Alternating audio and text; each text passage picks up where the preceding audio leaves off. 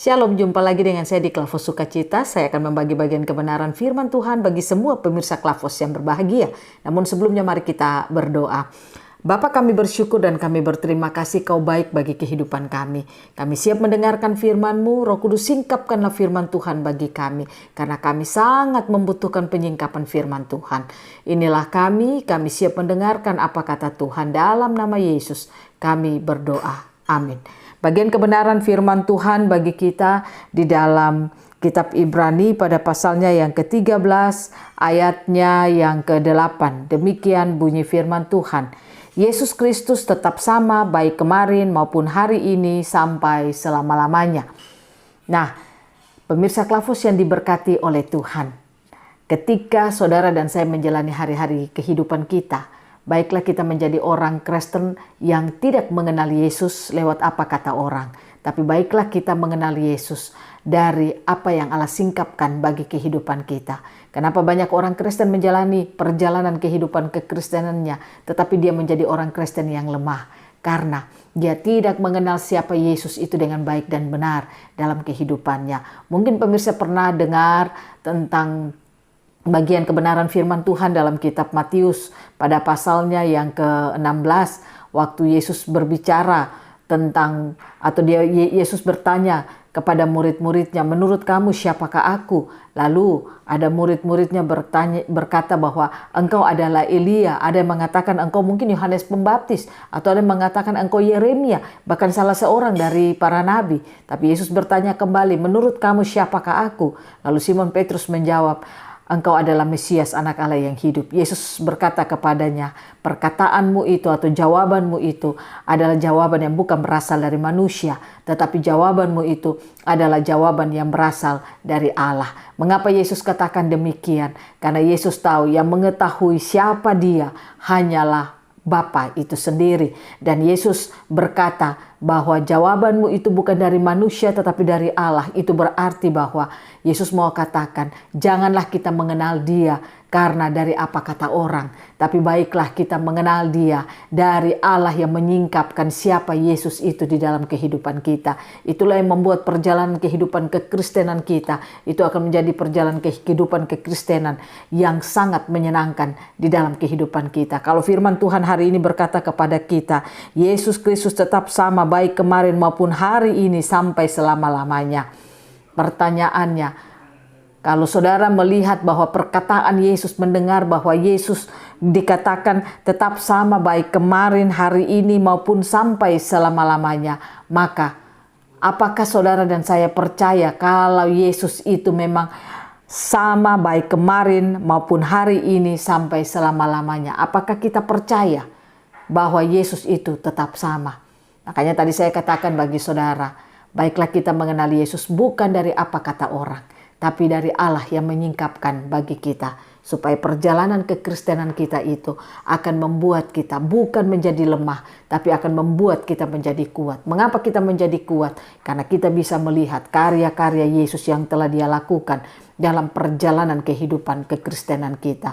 Dia lahir di bumi, bukan sekedar dia lahir, tapi dia ingin mengembalikan originalnya kita kembali. Dia mati di kayu salib, bukan sekedar dia mati di kayu salib, tetapi apa yang dia lakukan untuk saudara dan saya, bahkan dia bangkit, itu juga menjadi kemenangan bagi saudara dan saya. Sampai dia naik duduk di sebelah kanan Allah Bapa di surga. Semuanya itu untuk kepentingan saudara dan saya. Karena dia ada di surga sana sebagai imam besar kita, sebagai pembela bagi kehidupan saudara dan saya. Oleh karena itu pemirsa Klavos yang diberkati oleh Tuhan, saya percaya kalau kita mengenal Yesus itu dengan sungguh-sungguh, maka kita akan menjadi orang Kristen yang kuat di dalam perjalanan kehidupan kita. Karena Yesus bukan sekedar cerita bagi kita bahwa dia adalah penyelamat kita, tetapi lebih daripada itu, kita akan dapat melihat, kita akan dapat tahu apa yang telah dia kerjakan di dalam kehidupan kita. Dan DNA kebangkitan yang ada pada diri Yesus itu ada di dalam kehidupan kita. Itulah yang membuat kita bisa menjalani hari-hari hidup kita seperti apa yang telah Yesus lakukan. Kalau Yesus bisa mengalahkan kuasa-kuasa iblis, maka saudara dan saya pun bisa. Kalau Yesus bisa menyelesaikan segala kebutuhan-kebutuhan manusia, maka saudara dan saya pun bisa.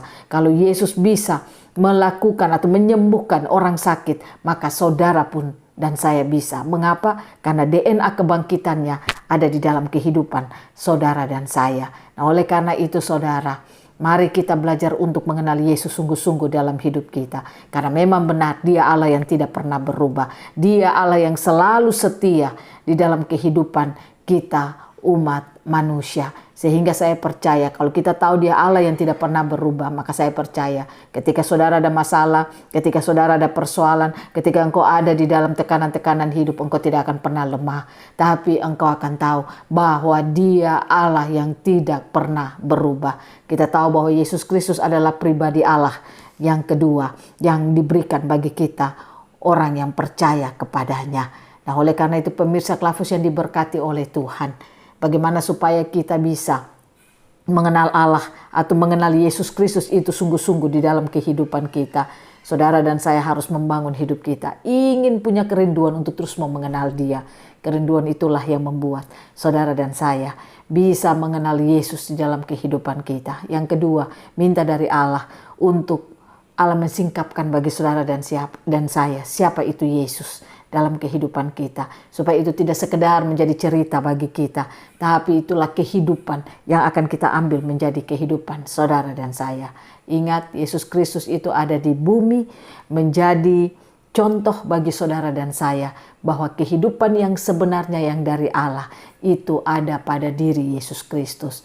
Dan apa yang dilakukan Yesus Kristus, saudara dan saya pun dapat melakukannya. Mari kita tahu sungguh-sungguh siapa itu Yesus dalam hidup kita.